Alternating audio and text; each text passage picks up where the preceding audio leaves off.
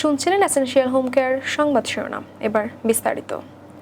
বৈশ্বিক রাজনীতিতে মানবাধিকারের রক্ষক হিসাবে পরিচিত যুক্তরাষ্ট্র প্রায়শ নিজস্ব স্বার্থের ভিত্তিতে অবস্থান নেয়। মানবতার পক্ষে কথা বললেও বাস্তবে অনেক ক্ষেত্রে তাদের ভূমিকা প্রশ্নবিদ্ধ।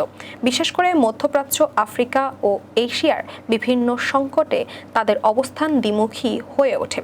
ফিলিস্তিন সংকটে যুক্তরাষ্ট্রের অবস্থান দীর্ঘদিন ধরে সমালোচিত। ইসরায়েলের যখন গাজায় সামরিক হামলা চালায় তখন যুক্তরাষ্ট্রের প্রেসিডেন্ট ও পররাষ্ট্র দপ্তর সাধারণ উভয় পক্ষকে সংযত থাকার আহ্বান জানান। তবে ইসরায়েলের বিরুদ্ধে কঠোর কোনো পদক্ষেপ নিতে দেখা যায় না, বরং দেশটির প্রতি সামরিক ও কূটনৈতিক সমর্থন অব্যাহত থাকে।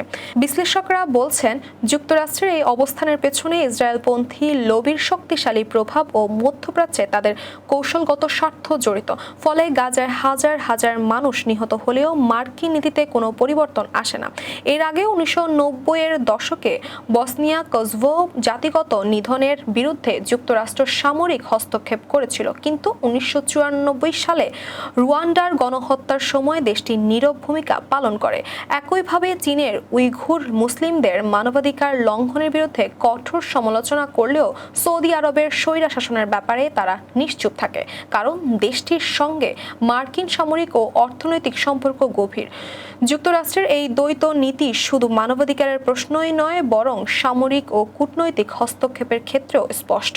আফগানিস্তান, ইরাক, লিবিয়ায় গণতন্ত্র প্রতিষ্ঠার নামে সামরিক অভিযান চালানো হলেও ফিলিস্তিন কিংবা ইয়েমেনের সংকটে কার্যকর কোনো পদক্ষেপ নিতে দেখা যায়নি।